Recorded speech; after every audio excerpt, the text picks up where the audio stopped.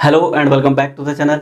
आज के इस लेक्चर में हम बात करने वाले हैं औसत उपभोग प्रवृत्ति और औसत बचत प्रवृत्ति के बीच के संबंध को हम देखेंगे आज के इस लेक्चर में। अगर आपने इससे पहले के लेक्चर नहीं देखे हैं तो वो लेक्चर आप ज़रूर देख लें, जिसमें हमने बताया था आपको कि उपभोग प्रवृत्ति क्या होती है और बचत प्रवृत्ति क्या होती है। इस लेक्चर के लिए ये वो लेक्चर बहुत इंपॉर्टेंट लेक्चर हैं, वो लेक्चर आप ज़रूर देख लें, जिसमें हमने बताया था कि भाई उपभोग क्या होता है, उपभोग प्रवृत्ति क्या होती है, बचत क्या होता है और बचत प्रवृत्ति क्या होता है। छोटे छोटे टर्म्स में मैं बता देता हूँ कि उपभोग प्रवृत्ति क्या होती है कि आय के बढ़ने पे उपभोग में जो वृद्धि होती है उसे ही उपभोग प्रवृत्ति कहते हैं। और बचत आपको पता ही है कि आय में से जो भाग बच जाता है उसे बचत कहते हैं। और बचत प्रवृत्ति क्या है कि अगर आय में वृद्धि होती है तो बचत में वृद्धि को ही बचत प्रवृत्ति कहते हैं। बचत में कितनी वृद्धि होती है उसे बचत प्रवृत्ति कहते हैं। उपभोग का भी वैसे ही है कि आय में वृद्धि होती है तो उपभोग में कितनी वृद्धि होती है वही उपभोग प्रवृत्ति हो गया। तो वो आपने पहले लेक्चर में देख लिया होगा। अब जो हम देखेंगे वो औसत उपभोग प्रवृत्ति और औसत बचत प्रवृत्ति की बात करेंगे। इनके बीच संबंध क्या होता है हमने पहले देख रखा है कि औसत उपभोग प्रवृत्ति क्या होती है और औसत बचत प्रवृत्ति क्या होता है। अगर आपने नहीं देखा है तो लिंक आपको डिस्क्रिप्शन या आई बटन में मिल जाएगा, तो वो लेक्चर आप देख लें। अभी शुरू कर रहे हैं औसत उपभोग प्रवृत्ति और औसत बचत प्रवृत्ति में संबंध। अगर इन दोनों के बीच संबंध की बात करें, औसत उपभोग प्रवृत्ति और औसत बचत प्रवृत्ति के बीच संबंध की बात करते हैं तो इनके संबंध का क्या मतलब होता है।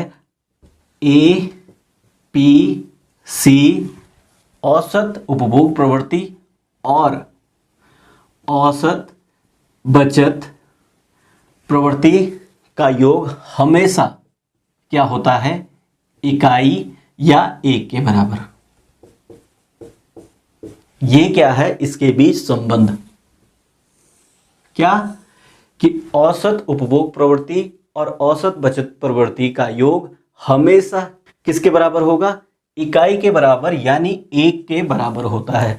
अब एक के बराबर कैसे होता है वो हम प्रूव करेंगे, सिद्ध करेंगे कि एक के बराबर कैसे होता है। एपीसी आपने पढ़ रखा है कि एपीसी क्या होता है, एपीएस भी आपने पढ़ रखा है। एक चीज हमने आपको बताया था कि जो ये प्रवृत्ति बढ़ रही है, उपभोग प्रवृत्ति और बचत प्रवृत्ति, कहाँ से बढ़ रही है, आई से। आई आपको पता है आई क्या होती है, वाई, और आई बराबर क्या होता है, सी प्लस एस। ये चीज आपने पहले लेक्चर में पढ़ रखा है कि ये वाई बराबर सी प्लस एस कैसे आया। वाई क्या है, आई, आई बराबर क्या है, ये उपभोग प्लस बचत। ये दोनों एक ही चीज है। देखो ये आई को वाई लिखते हैं, ठीक, और सी क्या है, कंजप्शन उपभोग, एस क्या है, बचत। ये दोनों चीजें होगी क्लियर। अब देखो मैंने पहले लेक्चर में बताया है कि ये फॉर्मूला आपको बहुत जगह काम आने वाला है। ये वाला फॉर्मूला आपके पास है, ये दोनों चीजें हैं, इसी से ये प्रवृत्ति बनी है। उपभोग की प्रवृत्ति तब तो बनेगी अगर आय में वृद्धि होती है और बचत प्रवृत्ति भी तब बनती है जब आय में वृद्धि होती है। अब देखो इसको क्या करेंगे, इस इक्वेशन को हम y से दोनों तरफ,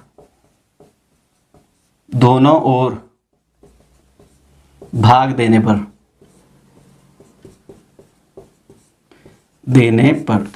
y से हम दोनों तरफ भाग देंगे। देखो y से दे दिया हमने y में भाग, इधर भी दे दिया, और c प्लस एस था ना, इसको भी दे दिया हमने y से भाग दे दिया। अब देखो इसको क्या कर सकते हैं आगे, ये आगे आ जाएगा y अपॉन वाई और ये आ जाएगा c upon Y plus s upon Y. ऐसे भी तो लिख सकते हैं इसको हमने डिवाइड कर दिया, इसके अपॉन में भी ये लिख दिया, इसके अपॉन में भी ये लिख दिया, क्योंकि इसका कॉमन था ये, तो ये चीजें हो गई। अब इसको क्या करो, डिवाइड करिए। देखो ये क्या आ जाएगा, y अपॉन वाई क्या आ जाएगा, एक, y से y को भाग देंगे तो कितना आएगा, एक आएगा, एक आपका आ गया, ठीक, is equal to c upon Y क्या होता है, ये उपभोग और आय का अनुपात क्या होता है? उपभोग और आय का अनुपात होता है आपका औसत उपभोग प्रवृत्ति यानी APC। और ये आपका बचत और आय का अनुपात क्या होता है? बचत और आय का अनुपात जो होता है वो आपका होता है APS। तो हो गया ना, ये देखिए क्या आ गया, APC plus APS is equal to 1। यही तो प्रूव करना था हमें। ये देखो, ये चीज़ और ये चीज़ एक ही चीज़ आ गई ना, ये प्रूव हो गया।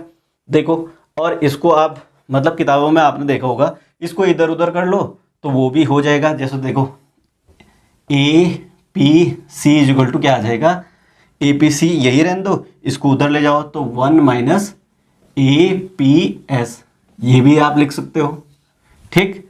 और ये देखिए आप ऐसा भी कर सकते हो कि APS इज इक्वल टू क्या आ जाएगा, 1 माइनस APC, ये भी कर सकते हो। किताबों में आपने देखा होगा, ऐसे भी लिखा होगा। तो ये चीज़ें कहाँ से बनी है? यही से बनी है। ये थोड़ा सा मतलब इधर उधर करना है, ये आपको पहले पढ़ रखा होगा आपने मैथ्स में। नहीं पढ़ रखा तो यहाँ पर भी मैंने मतलब उतना आसानी से बताया है। देखो यहाँ पर क्या है, y is equal to C plus S. आपको पता है कि y is equal to C plus S कहाँ से है? y क्या है, I, और I के दो ही तो भाग होते हैं। एक आपका उपभोग हो जाता है, जो खा करके कमा मतलब खर्च करके जो बच जाता है उसे बचत कहते हैं, कुछ खर्च हो जाता है उसे उपभोग कहते हैं। तो यही तो था। इसको क्या करा हमने, y से भाग दिया, y से हमने दोनों तरफ भाग दिया। अगर हम दोनों तरफ किसी भी चीज़ से भाग देते हैं तो कोई फ़र्क नहीं पड़ता, असल में कोई फ़र्क नहीं पड़ता, ये मैथ्स में होता है। तो ये देखो हमने दोनों तरफ भाग दिया। अगर हमने ऐसा करा कि किसी के पास कुछ चीज़ें थी और किसी के पास कुछ चीज़ें थी, अगर हमने दोनों को एक एक ही चीज़ें दी तो कोई फ़र्क तो नहीं करा ना हमने। तो वही है कि हमने y से दोनों तरफ भाग दिया, ये देखो दोनों तरफ भाग दिया, और उसके बाद हमें ये मिल गया, ये मिल गया। तो ये हमें पता है, अगर ये इसका इससे भाग दिया तो एक आया। और ये देखिए ये C अपॉन वाई क्या होता है, ये आपको पता है, ये APC होता है। और S अपॉन वाई क्या होता है, ये APS होता है, यानी औसत बचत प्रवृत्ति होता है। तो इसको ऐसे लिख दिया, ये फॉर्मूला हमें मिल गया। आई होप कि आपको औसत उपभोग प्रवृत्ति और औसत बचत प्रवृत्ति समझ आ गया होगा। समझ आ गया है तो वीडियो को लाइक कर दें, अपने दोस्तों के साथ शेयर करें। चैनल पर नए हैं तो सब्सक्राइब करना ना भूलें। मिलते हैं नए लेक्चर में, धन्यवाद।